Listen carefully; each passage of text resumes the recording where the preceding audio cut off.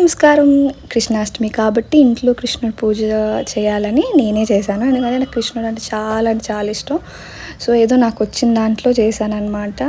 చేశాక చాలా మైండ్ చాలా పీస్ఫుల్గా అనిపించింది. మీ అందరికి కూడా కృష్ణాష్టమి శుభాకాంక్షలు.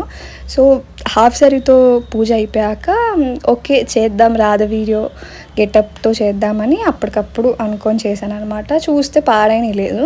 సో లక్కీలీ రెడ్ కోన్ ఉండే అనమాట ఇన్స్టెంట్ది. సో అది పెట్టేసుకున్నాను 2 చెట్లకి. ఎప్పుడు చందమామ పెట్టి వదిలేస్తాను, ఈసారి చుక్కలు కూడా పెట్టాను అనమాట, చుట్టూతో బాగుంటుందని.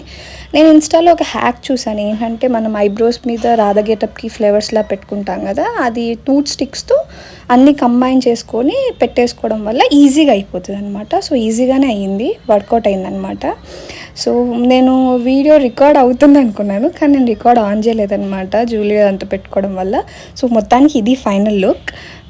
పైన కొంచెం అలానే ఉంచుదాం కిరీటం లాగా అనుకున్నా, కానీ అది బాగా అనిపించలేదు, అందుకని వెనకాలకి పెట్టేశాను అది.